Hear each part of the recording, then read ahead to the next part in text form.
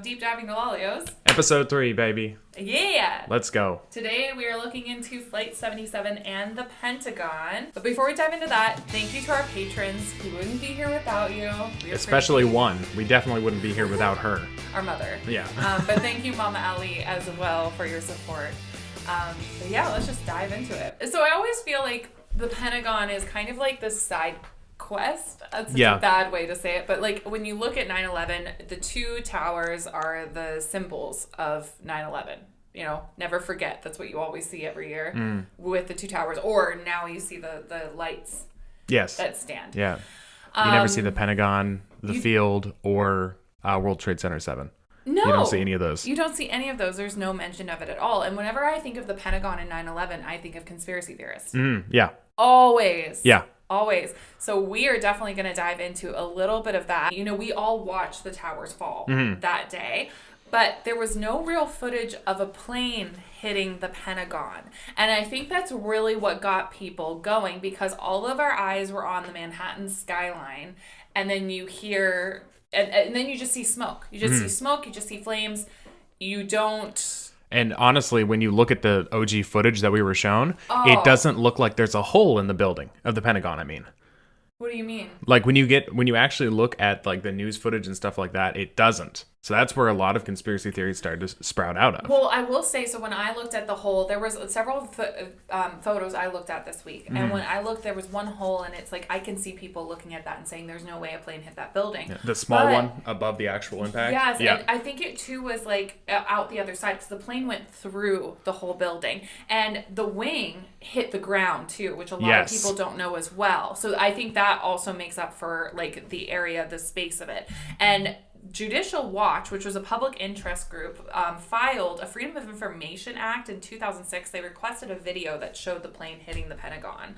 And so that's that video we see is all because of Judicial Watch requesting it, and where you can actually see the plane hitting the building. And I don't know if I'd seen it or if I hadn't noticed until I watched a YouTube video this week of you can see it for a second. Yeah, for one frame. Legitimately for one frame you can see the plane.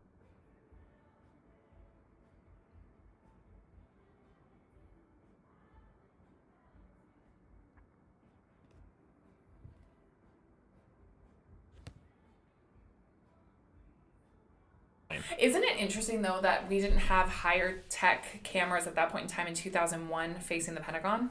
Yeah, it's kind of crazy. I feel like also, though, that footage that was released of the plane hitting the Pentagon, it almost fueled the conspiracy theorists even more, even though the hope was to have it die down. And I think that's because some people do believe a missile hit the Pentagon. So if you think about looking at the footage that they shared, which was essentially stop motion, if you've seen it, and if you're going to put it in, you're put basically, it in? Yeah, I will be putting it in. Yeah, so it's stop motion. That's what it looks like. Yeah, it's literally frame by frame of what happened, but it's not. If you were to look at it on a much less quality screen as the PC or the Mac that we have sitting in front of us today, I could easily see being like, "Oh, that's a missile." Because there's no definition. Tube. Yeah, it's a metal tube that's flying into the building, and then there's an explosion. So, and we're gonna get into the pilot of American 77. We're gonna touch on all of this in this episode, so stick around. I do feel like, though, when we look into conspiracy theorists, it's hard because at some points you feel like it's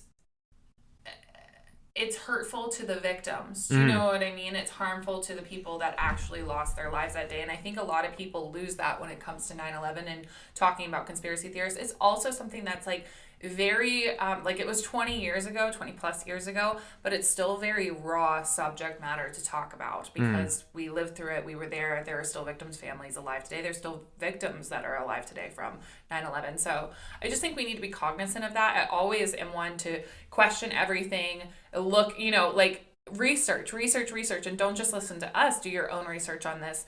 But it is interesting. Going back to the victims and their families, this is not an indictment of them. Those are very real people, and that either survived or did not survive on this really, really horrendous day. I do think when people say the planes weren't real, things like that, it's a disservice. Almost 3,000 people lost their lives that day. And I'll actually get into why the planes were real from my thing. So for Conspiracy Corner. But all right. So yes. Before we dive into Marcus's Conspiracy Corner, let's talk about the event of the day concerning American 77. In the days before the attacks, several of the hijackers were actually stopped for speeding. Muhammad Atta of Flight 11, who we talked about in the first episode, he was the main pilot and the main terrorist over here, that he was the ringleader of this whole operation. He had a warrant out for his arrest on September 11th. Oh, yeah. And he was able to get on the plane? Yeah. What? What? Oh my gosh. He's got a warrant. He can just leave the country.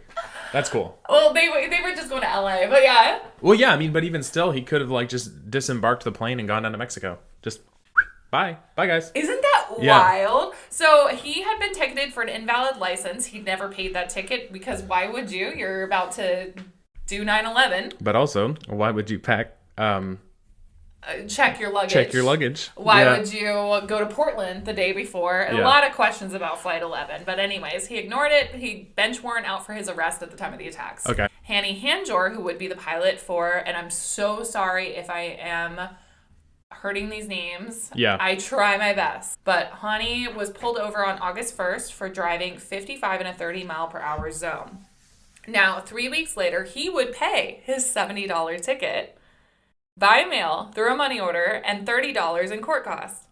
I don't know why he paid it, but he paid it. He might have thought I can't get on the plane. I can't get through security without. Yeah. But it doesn't make much sense for Atta not to. Anyways, I'm sorry. It's weird that Atta didn't. It's so weird.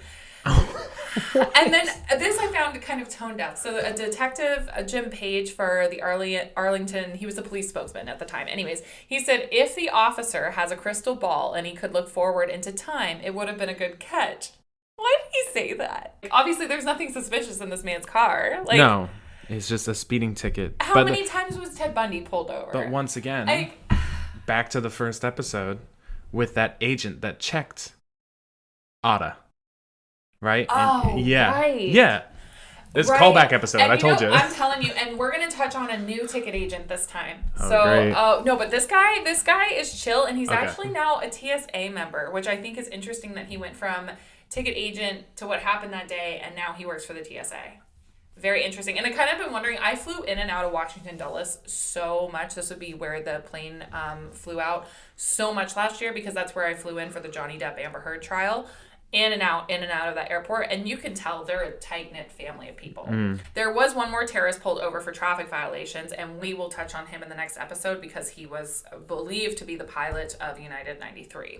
Now, 2 of the hijackers on this flight were the ones that the CIA had known about living in Southern California. So Nawaf al-Hazimi and Khalid al-Midhar. Okay. But wait, it's about to get crazy. You're gonna lose it. Okay, so Khalid al-Midhar wasn't placed on a CIA watch list until August of 2001. You do not read forward on this. I'm sorry. I need you to be. I need his reaction on this. Okay. It's because Marcus. I called Mom the other day when I was researching this, and I found Marcus. I'll maintain eye contact with the audience. Even though they had attended an Al Qaeda seminar, or summit, I didn't even know they had summits and seminars for Al Qaeda, but apparently they'd attended a summit in Malaysia for Al Qaeda in January of 2000 and beginning of 2000. The CIA didn't care that they were here on American soil. These 2 men also had a roommate in early 2000 in San Diego. Do you want to guess what part of our government was rooming with these 2 hijackers? Mark Wahlberg. An FBI informant was their roommate. Just hanging out with them. He was their roommate, Marcus. He was their roommate. And he prayed with them, and they were roommates. He prayed with them. He set up one of their bank accounts for them, and he claims he had no idea what they were planning. But this is what's interesting. Remember in our first episode, callback episode, remember the CIA is aware these 2 guys are living in they're living in San Diego. CIA is aware, okay? And then the FBI, remember at one point in our first episode, we talked about it. They called the CIA out and were like, hey, these guys are living in Southern California. Like, what do we do about it? And CIA was like, stay in your lane, like, mind your own business. So why, if the FBI then knew about it, why was an informant living with them? But the informant would claim that he didn't know what was going on. And when their names were released to the media and he was like, oh shit, those are my roommates, he contacted his like head guy. Hold on, I wrote it down. Let me just see it.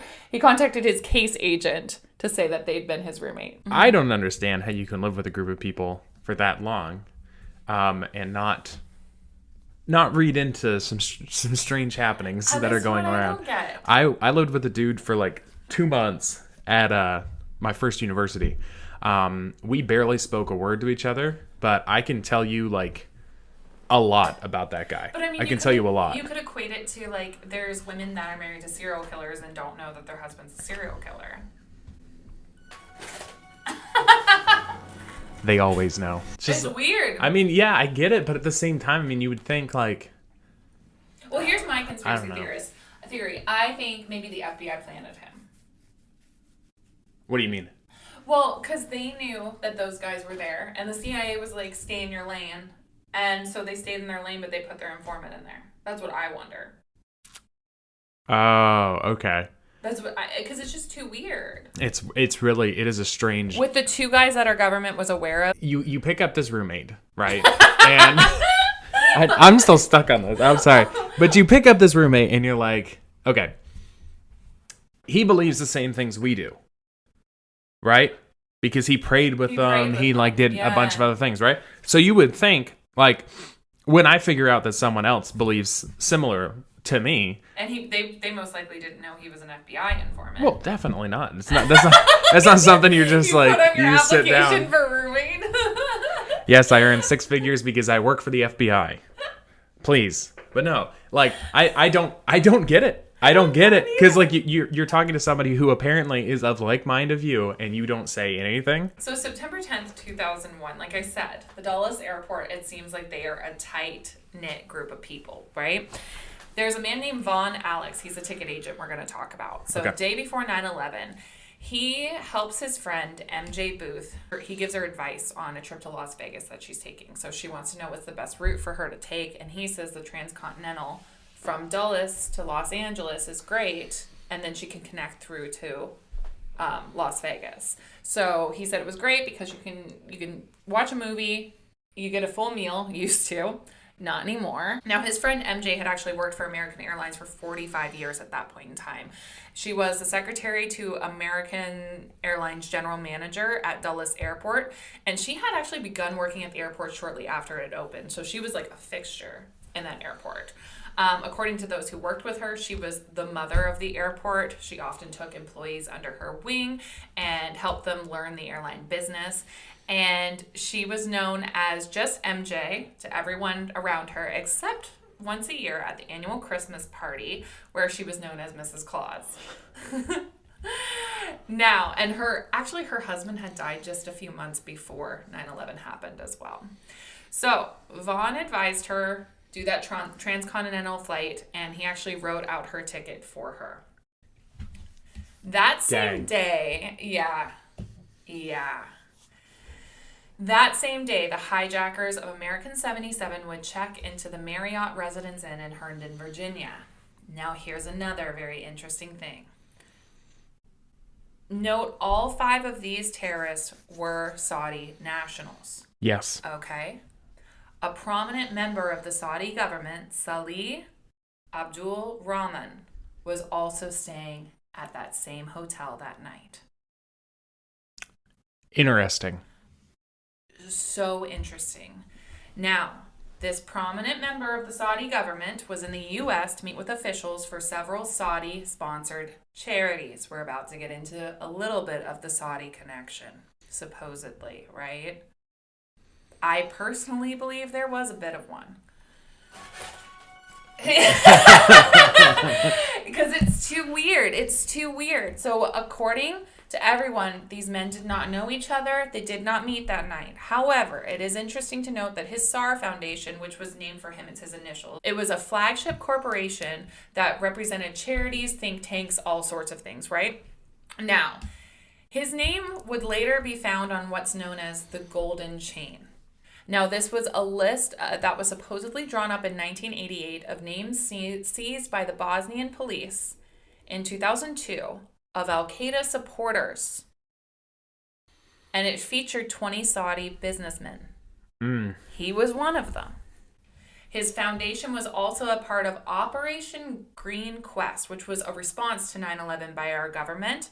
It was an investigative unit that was formed as early as October of 2001. So immediately after it's formed, okay? Okay. It would later be criticized for anti-Muslim American prejudices and victimizing the Muslim community, and it would actually be disbanded in June of 2003. But they would seize over 500 boxes of files from SAR, this charity that this man ran, or this foundation, but reportedly no incriminating evidence was found.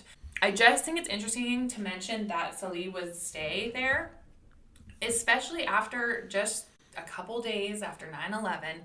He returned to Saudi Arabia on September 19th as soon as that ban on international flights had been lifted. And there were several Saudi members of the families, that were over there that were returned back home right after 9/11. And we will talk about that in a future episode. Yes, we will. But here's my question to them saying there was no connection to that or anything else. And this is something the 9/11 victims' families have been pushing for years. They actually want to sue the Saudi government. And they are pushing to do so because there seems like there is a monetary connection. So what I don't understand, why would a prominent Saudi business member stay at this residence inn? Yeah, that's a good question, isn't it? Because they're rich. Yeah, very rich. That's why we're still friends with them. Yeah, well, dadgum, man. Yeah, well, yeah. I think there's even a clip of Donald Trump. I don't know if I can find it, but a few years ago, he said, the reason we are in partnership with them is monetary value. So Saudi Arabia has nothing to do with me. What does have to do with me is putting America first. Wait.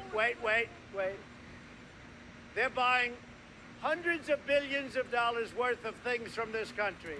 If I say we don't want to take your business, if I say we're going to cut it off, they will get the equipment, military equipment and other things from Russia and China.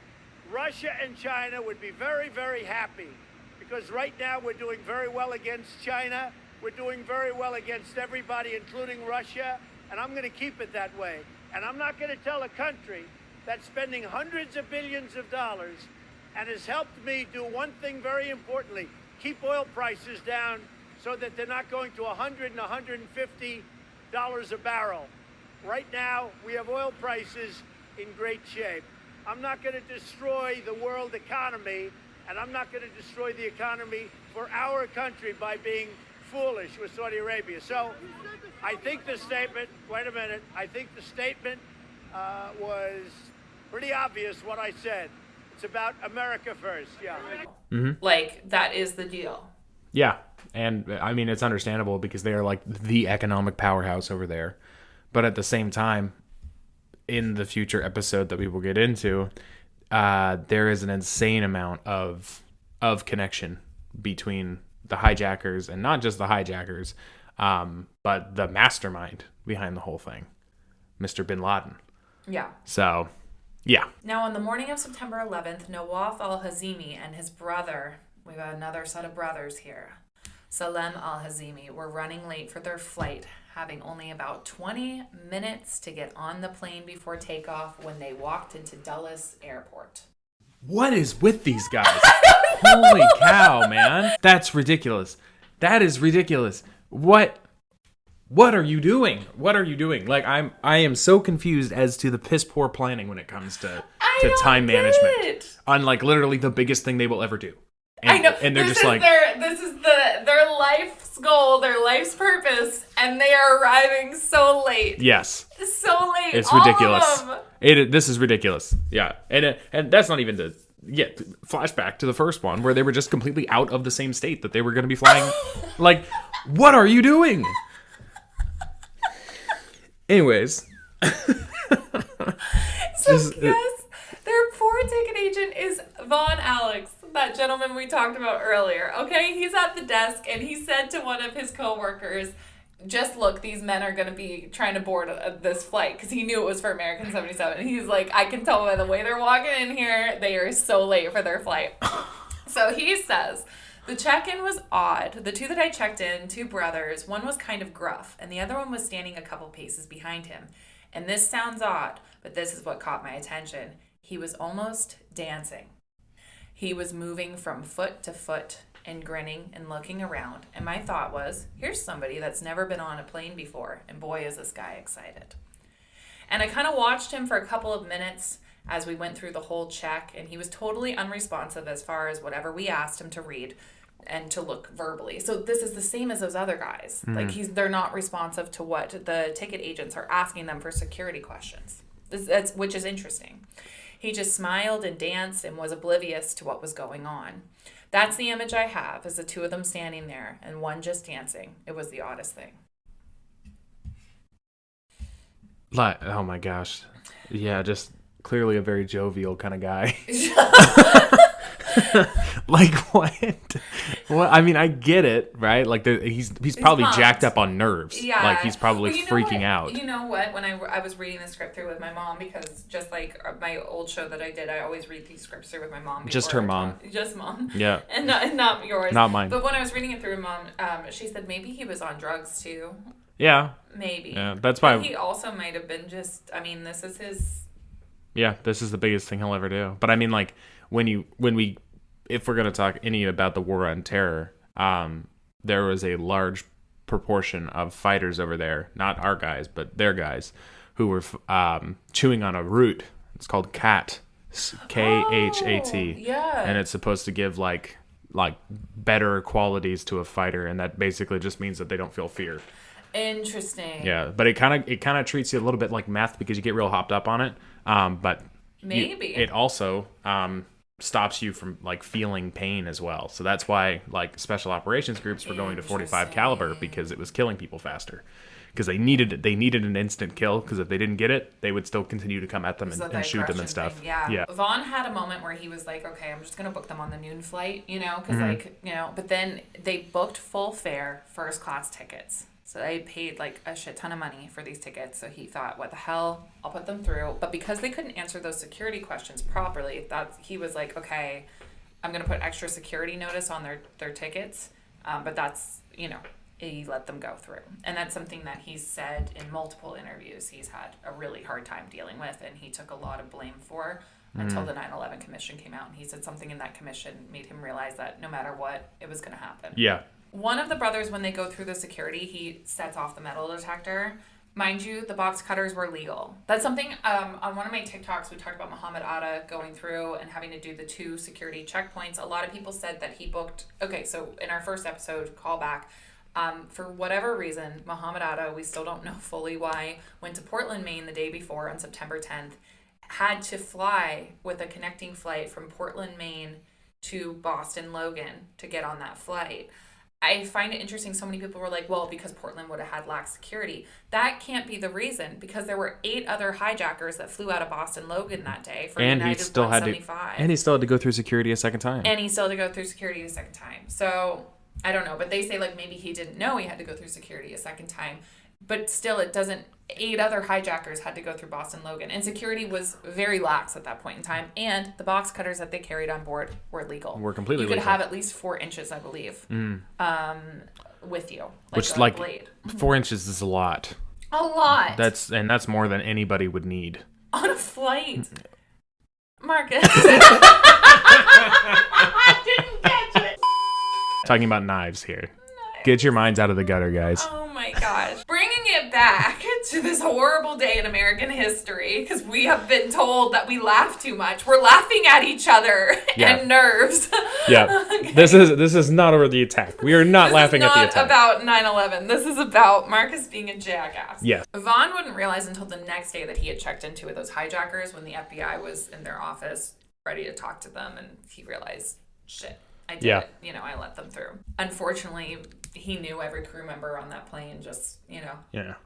You would know, like, everyone involved. If you were a ticket person or security, you would know everyone. So American 77 was scheduled to depart Washington Dulles for Los Angeles, again, that transcontinental flight for the jet fuel, at 8:10, but it would take off at 8:20. It carried 58 passengers and 5 hijackers. Among the 58 passengers was a select group of school children and their 3 teachers.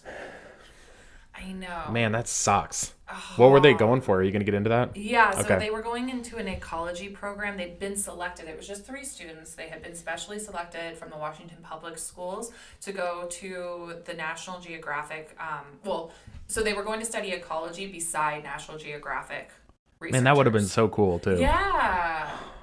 Man, this shit sucks. I'm just going to say it. And I just want to put their names out there because I had never heard of them before. So Asia, Bernard, and Rodney were all chosen select to participate in this, and they were all just 11 years old at the time. Damn. I know. Also aboard the flight was Barbara Olson. Now, she was an American lawyer and conservative television host commenter. So she's one of those, talking heads. She had worked for CNN, Fox News, several other outlets. She also authored a book on Hillary Clinton.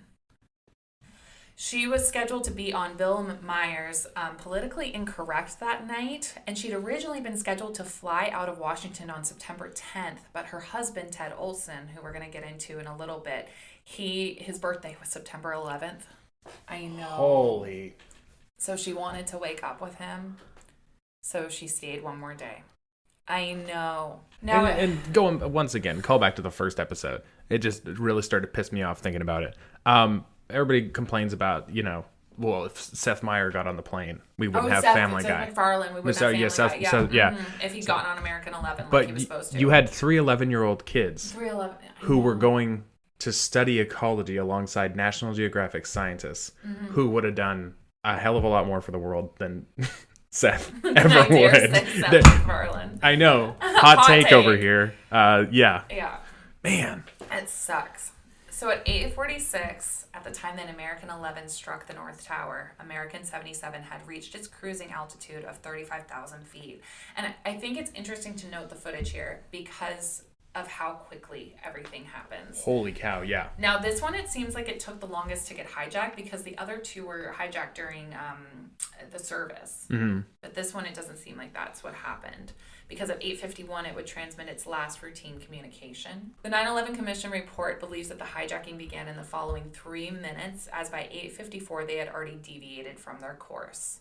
And they would turn their transponder off, immediately. They just went missing in the sky. And at that point in time, they're under Indianapolis air. We're going to get into that in a minute. But Indianapolis had no idea that there were flights being hijacked in New York air. They had no clue. Mm-hmm. So they thought, oh, shit, we've got an emergency because they've just disappeared. They didn't get we have some planes. They didn't get any, warning like the other 2, right? It was just, they're gone from our airspace. So would they actually contact Langley for search and rescue? Yeah. Not because they think that we're under attack. We've lost an airplane. Yeah, you would probably assume it just went down. Mm-hmm. Well, at one point in time, they just stopped looking for it in the air because they're like, we've lost an airplane. Dang. Unlike the other 2 flights, there was no report from the passengers or the crew of mace or stabbings. However, one passenger reported that the hijackers were carrying box cutters, and one of them had come over the intercom to tell the plane that they had been hijacked. So they're aware that this is going on, unlike American 11. Mm. And then that's what makes sense to me, looking back on it. Remember with American 11, Muhammad Atta had radioed, said we have some planes, and the cabin didn't hear it. He accidentally radioed air traffic control. And then with the last flight that we looked at, United 175, they were talking about storming the cockpit, and it was just too late, for them to do anything. But in talking about all of this, I wonder if that was, for whatever reason, part of their plan to alert the passengers that you've been hijacked. Stay in your seats, because at that point in time, it was usually for monetary gain, a hostage situation. So trying to keep them calm that way, maybe. A hostile takeover would only lead to somebody trying to get back into the cockpit. Mm-hmm. Yeah. For a routine hijacking, you would just wait it out. Wait for the plane to land, wait for the money to exchange hands. At 9:12, 39-year-old Renee May, a flight attendant on board who was also pregnant at the time and engaged, called her mother in Las Vegas and asked her to report American Airlines that her plane had been hijacked. So between 9:16 and 9:26, Barbara Olson would call her husband Ted Olson at his new office. So he had actually just gotten a job as the Solicitor General. And when his assistant came into his office, he was actually relieved to hear that it was his wife on the phone because he had seen the planes hit the tower. I know. Man. So, because they had the television on, they were watching it, they knew they were under attack. When he picked up the phone, she told him, "Our plane is being hijacked." She described the all too familiar scene to us now of what was going on in the plane. They were all being forced to the back of the plane by the hijackers, just like the other two flights.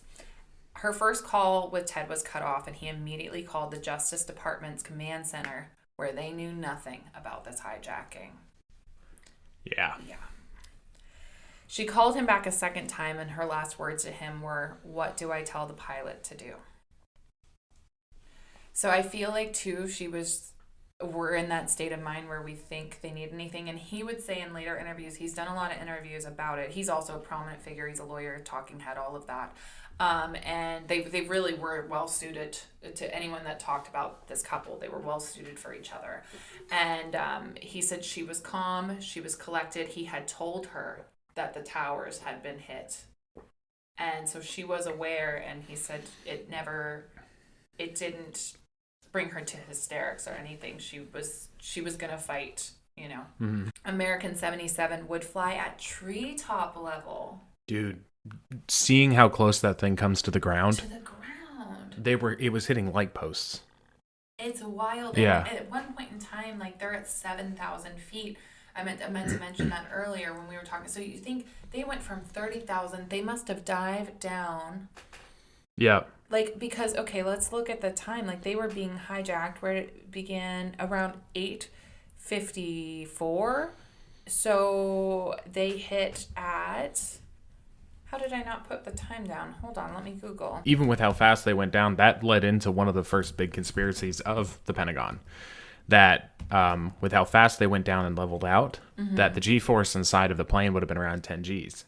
Oh, you would have been getting sick and everything. Well, you would have died at 10. Mm-hmm. Yeah, so if you don't have a compression suit on or anything like that, you would die. Really? But with actual further scientific diving into it, you start to realize that no, the G-force was only around, I think, 3 or 4 Gs, which still is rough. You're still going to get sick from that. But you're not going to completely faint or have your organs rupture or anything like 10 Gs would do if you don't have a suit on. So, yeah. They hit at 9:37 a.m. Dang. Yeah, they sunk that plane, man. Mm-hmm. It killed all 64 people on board and eventually 125 people in the Pentagon. I think it's interesting that an article I read just days following 9/11 said that American 77 was originally headed to the White House, but last minute changed directions.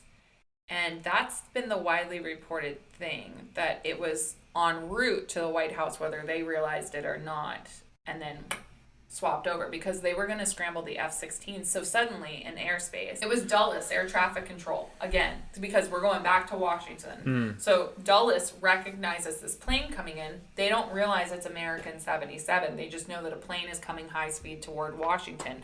And so they immediately call Reagan Airport first and foremost, who then calls over to the National Guard, and they send up a C-130H to track the plane. If you've ever played Modern Warfare 2, it's the AC-130.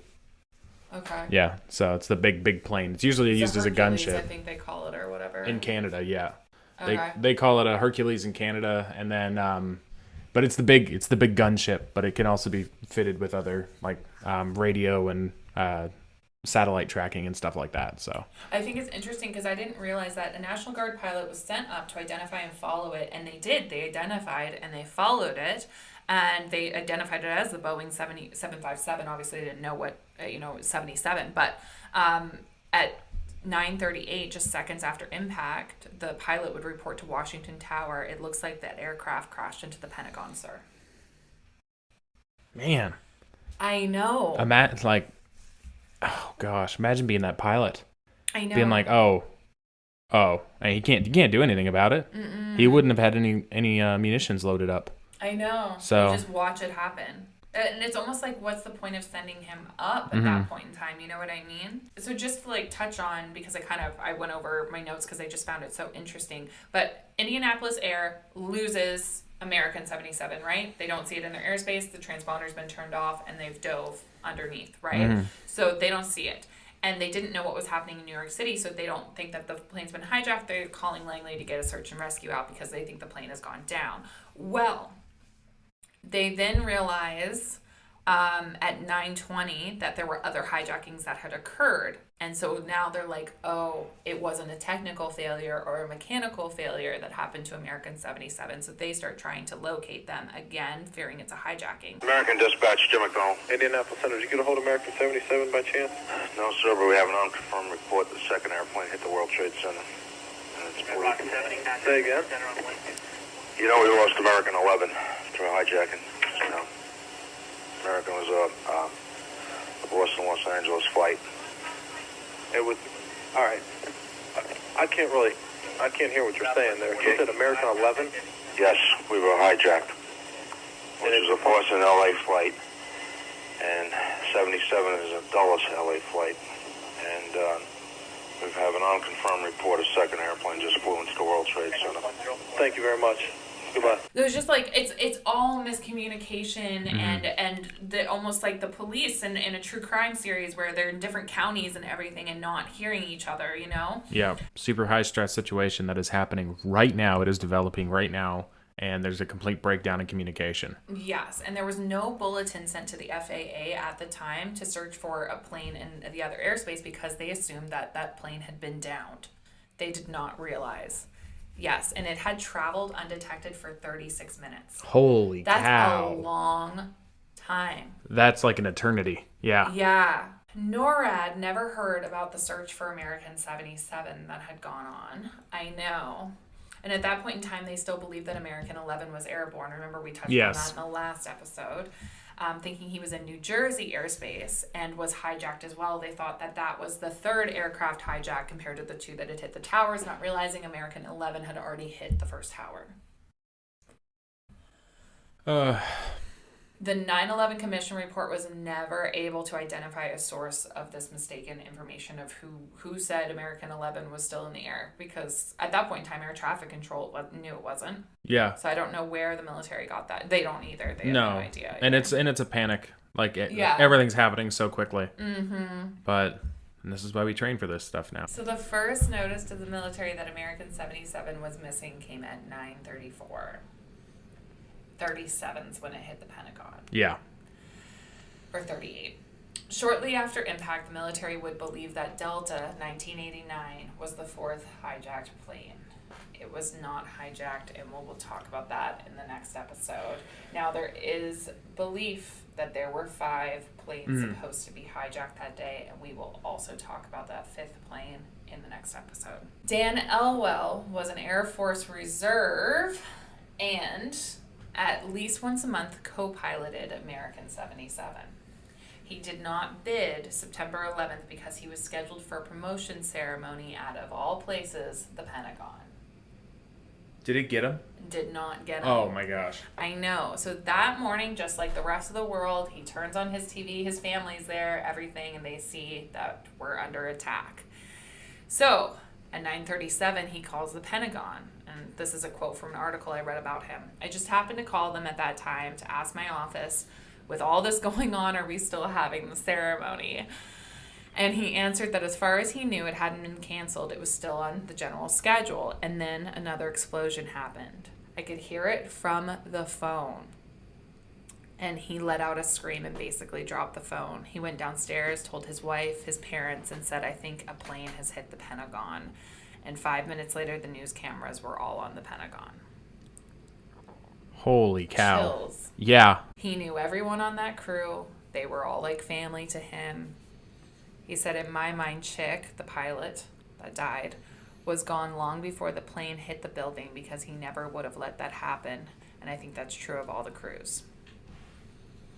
Dang. So, let's start getting a little bit into the conspiracy corner. So, on September 10th, in a Pentagon briefing, the U.S. Secretary of Defense, Donald Rumsfeld, which is an interesting character in and of himself, he's been quoted saying a lot of things, but he was quoted as saying that the Pentagon budget was missing $2.3 trillion. Have you looked into this at all? I was going to save it for a later episode. Were you? Yeah, because that's odd. I was going to go into it at the same time, like looking into what stocks were shorted on September the 10th, too. Yeah, we'll get a little bit more deep into it. I do want to say on this, from what I saw, that I actually watched his entire address. It's over 30 minutes long. You can find it on C-SPAN. It's very boring. Very boring. If you ever really want to go to sleep, turn on C-SPAN. Turn on Holy C-SPAN. cow. Oh, does the public really need to know? Yeah. No, but basically, so if you go to any site that's like trying to debunk the 9/11 conspiracies or anything, it just says that it was taken out of context, which kind of is true, kind of isn't. I mean, to say that the Pentagon's missing $2.3 trillion is wild. That's wild. But I will say the tone of his speech isn't this exactly. The tone of his speech is the bureaucracy of the Pentagon wasn't working, and they needed to tighten up because they were missing money. Time is being wasted. 15 people have to go through each other to get to him when he thought that was ridiculous. Things like that. So I will also say this was mentioned before. This is not the first time. It wasn't like on September the 10th, the American populace was told we're missing $2.3 trillion. No, they knew that in the 90s that we are missing $2.3 trillion, which is ridiculous. But there was a law in effect since 1992 that requires annual audits of all federal agencies, and the Pentagon alone has never complied. It's because they got aliens.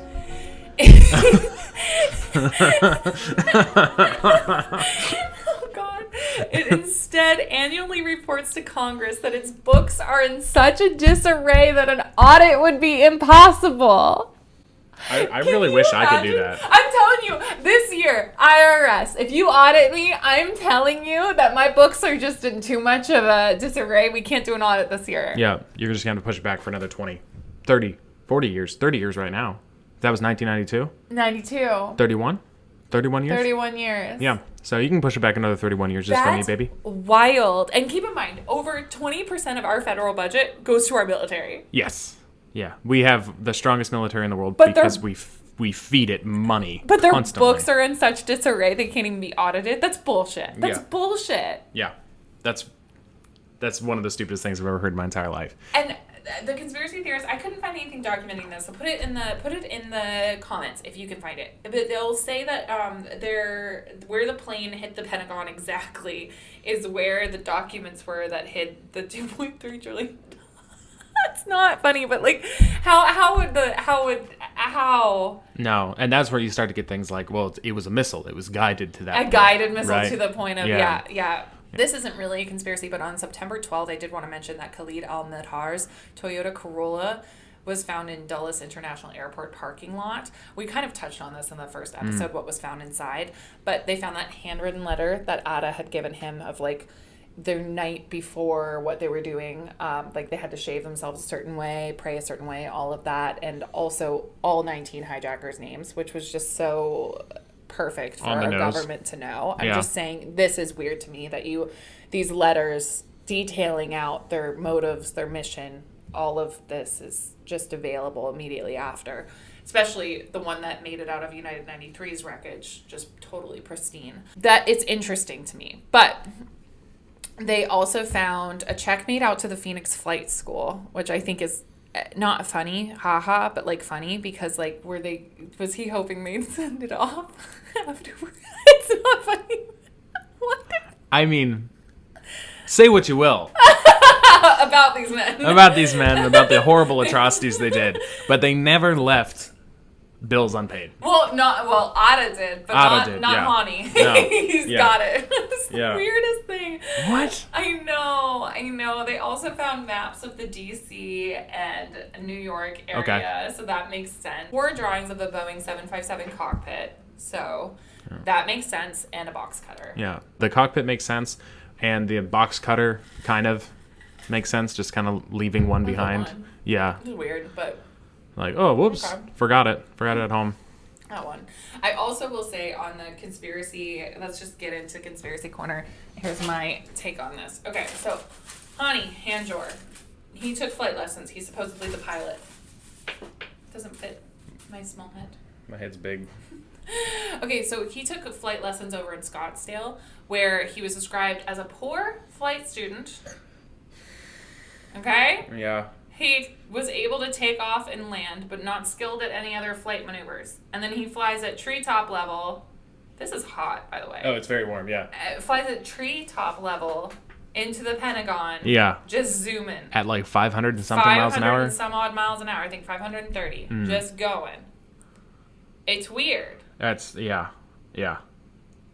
So that's a weird thing. I'll give it to you. I will say too, we talked about this a little last night at dinner. So my response to that was, now mind you, I need to look into it more, but Sky King. Yeah. So Sky King, if you don't know, was Richard Russell. He's known on the internet as Sky King. He was 29 years old. He stole an airplane from Seattle, like SeaTac. Yeah, Airport. it was an Air Alaska flight that he took. And he was able to take off, which is mind-blowing. Yes. That's crazy. Yeah. And he had done this he was going to commit suicide. And he was an employee at the airport, stole the plane if you don't know, and he was doing wild moves in the air. Yeah. And had never flown a plane. Meanwhile, these men are trained pilots. So that it is interesting to me that if a 29-year-old kid, I mean, mind you, these guys were kids too. I'm not sure how old Hani was, but we know that one of them was 20 years old. Yes. So, I don't know. That's my response to that is, apparently it's not as hard as we think to fly a plane. If you've flown a few simulators, you can do it. When it comes down to it, Sky King was getting a lot of communications from the military when he was up. A couple of fighter jets were scrambled to escort him. They were going to shoot him out of the sky. Understandable because of the events here. Yeah. And they were going to... You don't know who you're going to hurt either. No. And once they figured out that the flight was empty, that's when they really started to talk to him. And they were like, hey, what's going on? And that's when he said... Have you ever listened to his recordings? I've listened to some. It's very so sad. Very sad. It's so sad. That's when they start talking to him and they try to talk him out of what he's doing. And they tell him they can instruct him how to land and stuff like that, which is true. You can, to a lot of people's credits, if you are on the horn with a very skilled pilot or somebody who works in air traffic, more than likely they can get you at least on the ground again and alive. Like, that's the bare minimum. The maybe plane might the plane's probably going to be totaled, but they can probably get you on the ground, which is when he starts asking, like, how can this thing do a barrel roll? The other pilot wanted to know, did he mean sideways like that, or did he mean like big, up over yourself? And he said, I want to go back over myself. And he says, well, you're going to need to climb to this height. And he got him. He climbed him to that height and everything, got him to do the roll and stuff, because he thought complying with him, he might go ahead and try to land it. And then he eventually just put it into the ground. But it was really sad. But all that to say, he was talked through it by someone who was trained to fly an incredibly hard to fly aircraft. And commercial airliners don't necessarily want to stay in the sky, quote unquote, like a Cessna does. But no one was talking these people through it. And I know when I was landing in Darwin, Australia, we almost hit the treetops. And that was one of the scariest flights of my entire life. But that Australian pilot was just having the time of his life. Yeah, no, this is when you watch the video and how fast they're coming in and how low they were coming in, and they hit five light poles. Oh man! The first one they just took off. So those steps up the side of it, Up the side of a light pole? Yeah. So. Oh, yeah. like the little metal bars. Yeah. Mm-hmm. They took one off. Oh. Just one. And then on the next one, they nicked the second light pole with the wing. On the third one, they took one out entirely. Fourth one and fifth one, they took those guys out too. They hit a tree right in front of the Pentagon, and then that's when they hit the That's when they hit the thing. And I think that's when one of the wings dipped.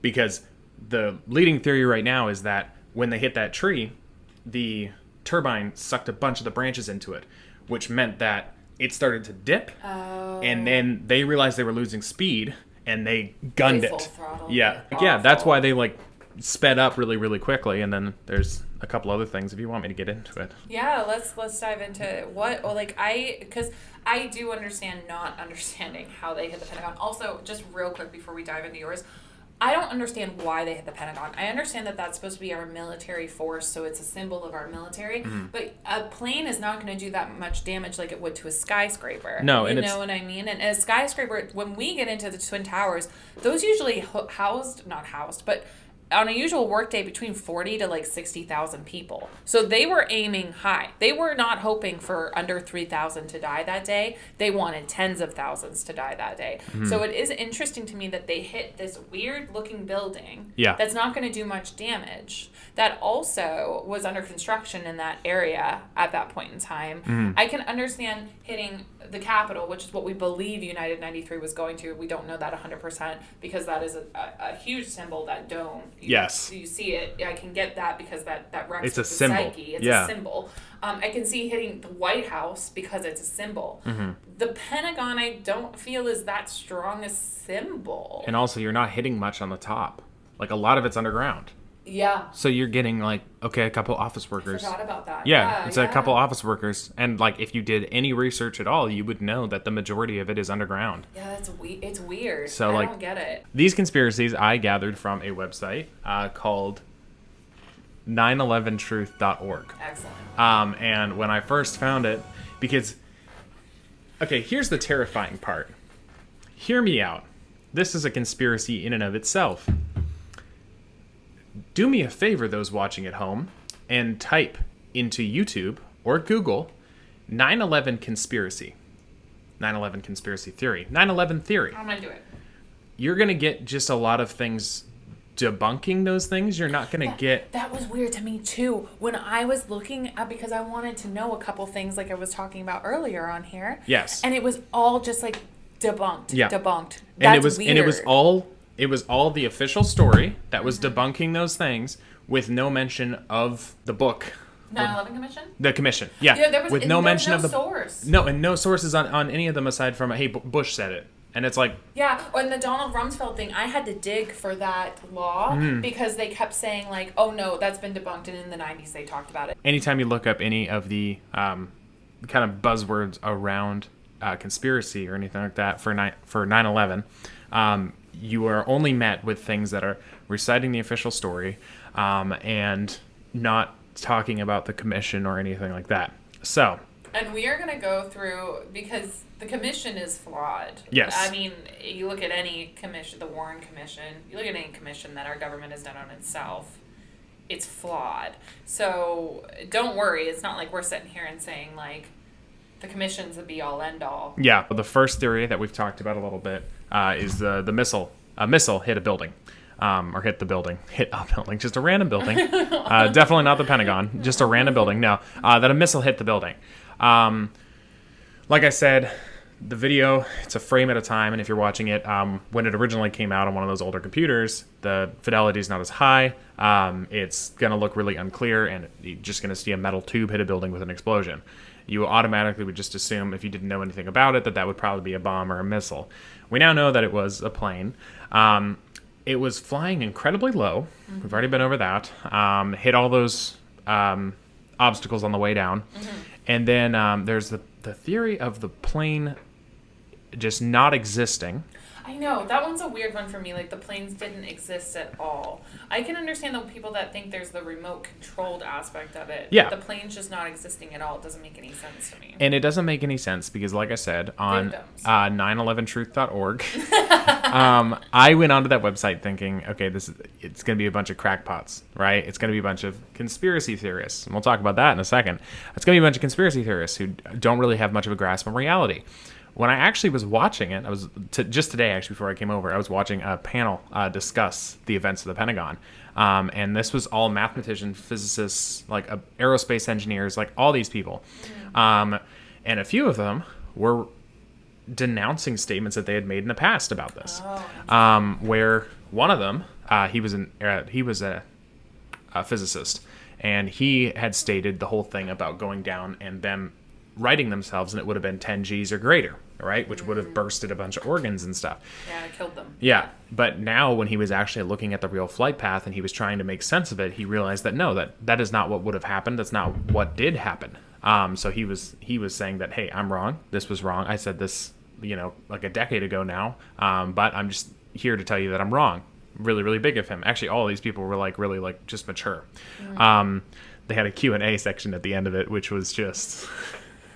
But can you imagine the people that would go to something like that? Like, yes. The questions would be bananas. Yeah. There was one that was talking. Yeah, he was asking. He was stating that the planes didn't exist.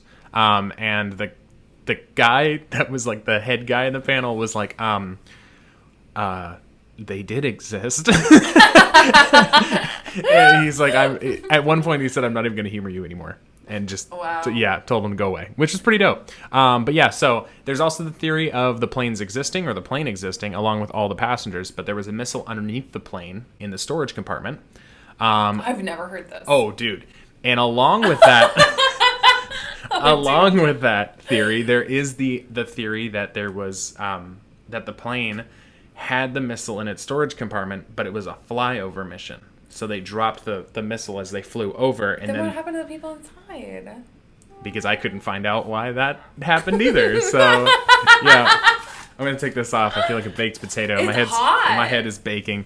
But this missile underneath the plane in the compartment, fly over, and the plane touched down sometime later. That's what's always used. The plane touched down sometimes later. They never state whether it crashed, whether those people are alive, whether there were people at all. So, anyways... Interesting. And the theories, a lot of the theories, are based off of the original photos and the original news that was shown. Because, like I said, and I'll send you some pictures that you can use, you can't see the actual damage that the plane did in the first photographs and the first videos. Looking at it with a clear mind today, I looked at it and I said, I can see why somebody would think this was a bomb. Because, especially in the really famous one where it's a helicopter overhead taking the video down, there is a fire truck spraying water up into the second story. It is obscuring the whole bottom floor where that plane hit. And the only thing you can see is that little hole. And the hole's only like 8 by 10. So it's really small in comparison to the plane. And then when the smoke clears and everything like that, the other pictures that you're actually able to find will show you that there's like a 150-foot hole through the bottom of this place. And aerial shots will also show you that it just goes almost straight through. Anyways, like I said, those guys on the panel were super, super cool. And they were just like, hey, we didn't have all the information. We apologize to anybody that we've, done wrong or anything like that. And then one of the biggest deals was the fact that the flight recorder was found. The black box was found. Shut up. Yes. I didn't know that. However, it was only the memory component that was found. So when you look at a flight recorder, it's a dome thing, and then two sticks kind of coming off of it. It's also orange, it's not black. Yes, yeah.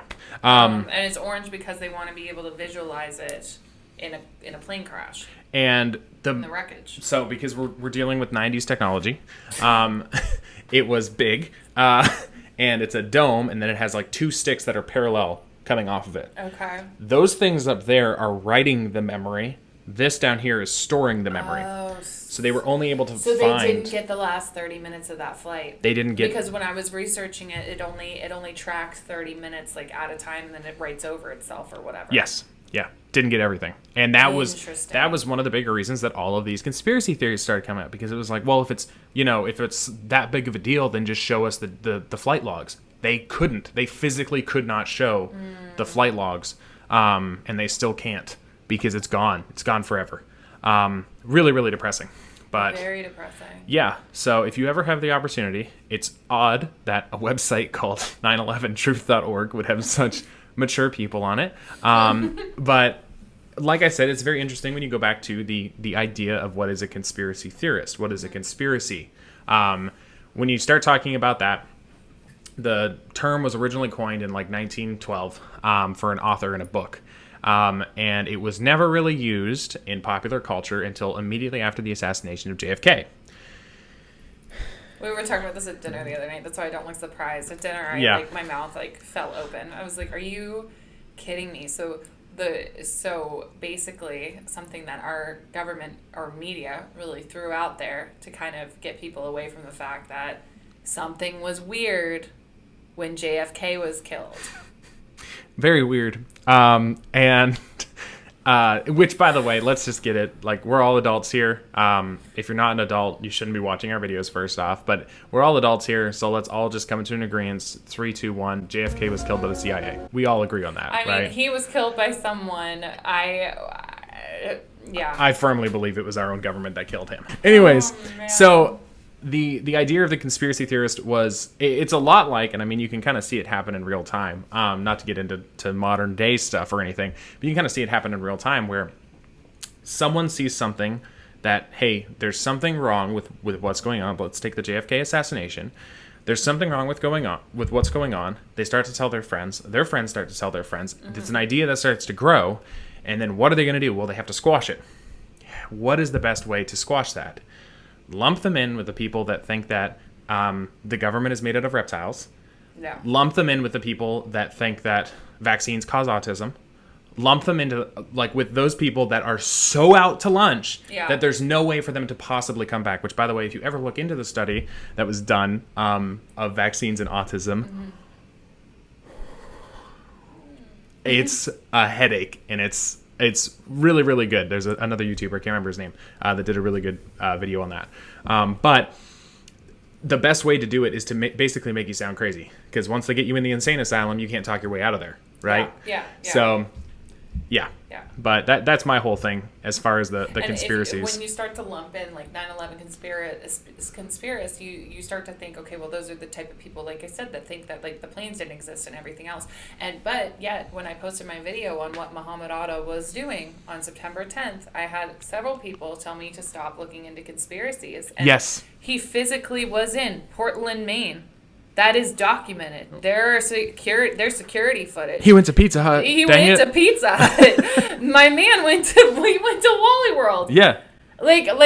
So it's interesting. And then that's where knowledge is power. That's where do your own research. That's where everything comes in, because a lot of people, even though this happened 20 years ago, a little over 20 years ago, don't know what happened on 9/11. No, they heard what the media reported, and they believed that, and they did not look any further into it, which is ridiculous to me. And it's why we're doing this, just honestly for our own curiosity, but this has been wildly interesting. And speaking as someone who I am a man of faith, right? Went to school to try to become a theologian, as it were. Even I question absolutely everything that's put in front of me. You should. And you 100% should. There's nothing on earth that is too sacred to question. You should, the second you get an official story, you should look at who wrote that story, who do they work for, why are they writing that story, what money is changing hands. These are the things that you need to start looking into. But do you want to get into the weird comments now? Yeah, this is actually a great time to segue into some of the weird comments that I've gotten on TikTok since basically promoting and putting little snippets of this series on TikTok, because they've been fun. Yes. Every day is a journey on there in my comment section right now. So, of course, we're getting the regulars, what we would assume. Bush did 9/11. Yep. Which, I mean, y'all have given Bush and Cheney way too much credit in those comments. You think Bush... No. I don't know if I can put the clip in of what he said. If I can't, I'll put it in a short this week of him. The biggest blunder happened last year. Have you seen that clip of him? Which one? I'm going to play it for you. Okay. I'm going to play it for you. If we can't put it in, it'll be in a YouTube short. And also, shout out to the shoe thrower.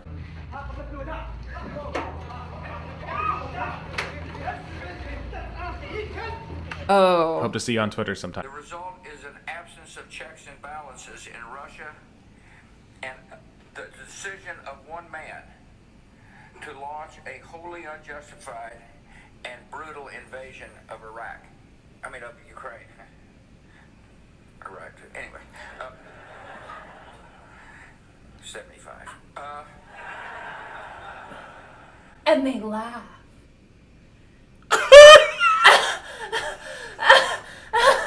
Like, I screamed. That makes me want to throw up.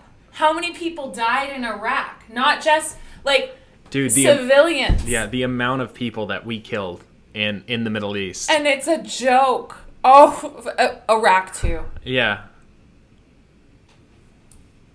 And we're not even, I mean, the attacks alone, like, let's say this was done by these people. First off, we attacked the wrong country. Second off, like, it was an extremist group, a small extreme. We're going to get into Al Qaeda. We are going to talk about the hijackers. I literally just bought this book this week. We are going to dive into it because we went to war with the wrong people. And so all we are doing is putting gas on the fire. We have put gas on the fire. And, like, yeah. Yeah. So back to, I think. Yeah, sorry. I think the commenters are giving Bush and Cheney way too much credit. The next comment that you get is the CIA did it. Well, you know, maybe. I would give them more credit than I would give Bush. Yeah. They at least knew. They at least knew something. You know, from what we looked at, they at least had names of terrorists that were known terrorists in our country. Inside job, of course, one of the top comments. Yes. Yeah. That I'm stupid. 9/11's an inside job. Hello. Yeah. Everybody knows it's an inside job. Hello. Why Crazy. Why would you even look into it? Don't even look. Then I have this quote. This one was a good one. This one happened, I think, a couple days ago. There were no planes. Do you have a picture of a plane after the fact? Do you believe Pennsylvania Yeah. flight went underground? Question mark, question mark, question mark, laughing face emojis. Do you know what a plane is made out of? Like, it's not paper. I'll give you that. It's not paper. But it's not... Okay, so when you go to fly, there's a few things that you have to have. You have to have thrust, you have to have lift, and you're always going to have drag, right? In order to maximize the amount of lift that you can get, the best way to maximize your lift is to minimize your mass, right? Which is a factor of drag. So, in order to do that, they are not making planes out of hardcore steel or cast iron. We're eviscerated. Yeah, it's aluminum. If you go to the 9/11 memorial, you can see pieces of these planes. You can see scraps of them. It's literal. I saw a window, not the plastic part, the metal ripped out window of American 11. You can go and physically see these things. Yeah. And did Flight 93 go underground? No, it was almost entirely destroyed in the middle of the field. There's a whole... I've been to that field. There is a crater still where that plane was. The planes were real, the victims were real, and the terrorists were real. What we're trying to figure out is what all led up to it and the events afterwards. The history. I'm just looking at the history of 9/11. It's not supposed to be this huge controversial thing. We're just looking into it. Agree, don't agree, move on. United 93 was shot down by F-16s. Somebody said that it was shot down. We made up the story to make ourselves feel better, I guess. I've heard that. I've heard that once or twice. That is so disrespectful, I think. And you know what? I think our government did something really disrespectful with United 93. We'll talk about it next time. But our military tried to say that they were going to, they had them in their sights and they never would have reached their target. They would have shot down United 93 because they had those F-16s up. The 9/11 Commission report looked into it. And no, by the time those F-16s got up into the sky, United 93 was already down in that field. So, and you are spitting in the faces of the brave people that actually took control of that plane again. Like, and knew like they weren't going to make it. So the United 93 thing always upsets me because it's like, no, it was real. It was not shut down by our government. It would not have been shut down by our government. They saved people's lives. I've also gotten there was no airport security at all before 9/11. None. We just There's literal photos of the terrorists going through, setting off metal detectors, whatever else. The issue was not the lack of security. It was the lacks of security. And what I mean by that is that they were able to take box cutters with 4-inch blades onto a flight. That's that's more of what we're talking about. We're not talking about the fact that there was no airport security, because we can both remember the airport security. There was airport security. I remember you could bring as much luggage as you wanted on planes. Yeah. And that I used to have a suitcase as a teenager, well, almost a teenager, I was still young, that I would carry with just my boots in them. Because, I had a bunch of shoes. But, yeah. Yeah, you could just take whatever. Spoiled brat. You can take whatever. Yeah. There was, this is a quote, sorry. An AI-generated faces. They don't exist. Winky face emoji. Such faces can be generated by the public in 2022. You can imagine what the CIA and FBI can do years ago. We gotta get our tenses correct here, first and foremost. But we can do it in 2022, but have you looked at AI-generated faces? I'm gonna send you a couple pictures of them. Oh yeah, they're terrifying. Yeah, they don't. They don't look right. There's a thing called the uncanny valley. And I have a whole theory about why the uncanny valley exists, but we won't get into that. And it's where if you look at something that looks human but isn't human, you know it's not human. You know for a fact it's not human.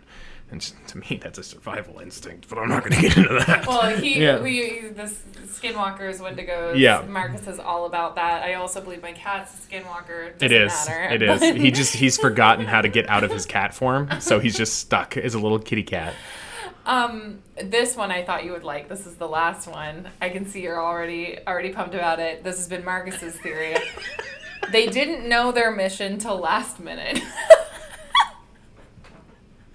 That's my theory. You don't steal my theory, okay? That's mine. I'm going to patent that. They were packing their board shorts and getting on the flight. They all got on the plane, and then they sat down, looked at each other, checked their date on the watch, and was like, oh, no. It's today. They almost missed their flights. They had suitcases packed, ready to go. I don't get it. All right. So we're just about to wrap it up, but I think that it would be in poor taste to leave out the last conspiracy, and it's the conspiracy that I have.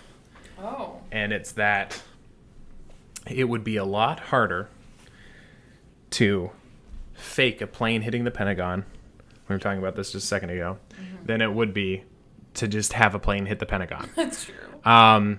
Looking at the exterior, like I was telling her, there's a bunch of branches and half a tree is down. The light poles are down. When I talk about light poles, I'm talking about street lamps. I'm not talking about just the solar powered ones you get from Walmart. I'm talking heavy duty things. And one of them was only missing one of the metal foot pegs on it. So to think and a truck. Oh yeah, and the truck. Oh my gosh, yeah, I completely forgot to tell you about the truck. There was a big old transport truck on the highway, and its back end got ripped off of it by the plane. So to think okay, we need a cover-up team to hit a truck, take one of the footrests off of a light pole. We need to just nick another one and then knock down 3 more, cut a tree in half, and spread its branches all over. But they'll say the missile did it. But if the missile did it, so there's a thing with missiles, and typically if it's going to impact something, it wouldn't have been an airburst, because if it was an airburst, there's different types of missiles. The first one, let's talk about airburst. Airburst is really, really effective, especially if you're over top of a trench, because it explodes in the air, and then not only are you dealing with the shrapnel coming out of the thing, you're also dealing with the pocket of air that's going to come down and probably crush your lungs and your heart. And you're going to get 2 of those if you're outside of the trench.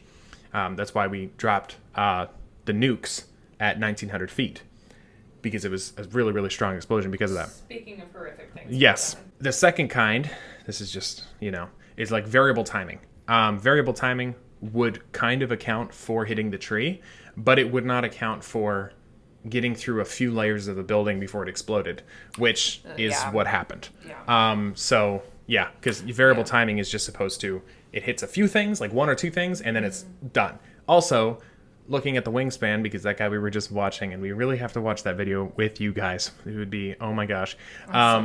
He was talking about the wingspan. Missiles don't have a wingspan like that of a commercial aircraft, which is around, 130-something feet. But coincidentally enough, the light poles were about that far apart that were leading up to the thing, up to the Pentagon. So, yeah, little crazy coinkydinks here and there, but a plane hit the Pentagon. A lot of people died. It's very, very upsetting, and we are not trying to argue that one way or another. No. But I think that there might have been something else going on. So, yeah. What do you think might have been going on? I don't think it was the $23 trillion thing. 2.3 trillion. Yeah, 2.3 trillion. Not that bad. Yeah, it wasn't that bad. What do you think? Everybody has a couple trillion laying around. In my opinion, the whole thing, I think, was just kind of, yes, it was a massive attack. And yes, we attacked the wrong people afterwards. But when in the beginning and you were talking about the FBI, one of the informants was living with them. To me, that just screams that there is something wrong. There's something very wrong. And I'm not sure exactly what it is, but I know there's something real fishy about it. Yeah, the whole thing is weird. Yeah, so... But that's about all I got to say about that. Yeah, same. No, Yeah. I know. Like, it's upsetting. It's disgraceful. And, yeah. And things that were said in the commission that we'll get into are just horrendous, too. So, Yeah. yeah. Yeah, there's a lot. So next week, we're going to be looking at United 93, a possible 5th plane, and a few other things. Oh, next week. I keep doing that. Yes. Next week. Because the country calls, this and I is must just answer. us. And if you ever want to hang out with us, and you're back in the military. Yep. It happened. It happened. I did not shave my hair because of that. I shaved it. We didn't address that once. We didn't address that at all. Marcus is bald. I'm bald. Whoops. Yeah. But I did not shave my head because of that. I shaved my head because it was very annoying and very, very hot for what I was doing for work. But if you were on our Patreon, you would already know that because we go live every week on there and vibe. And there's additional content on there. So if you ever want to hang out, make sure you come join us over there. We always have it linked down below. But yeah, until next time, this is all I got, I think. This is about it. All right. Hey, thank you guys so much for watching. Yeah. Bye.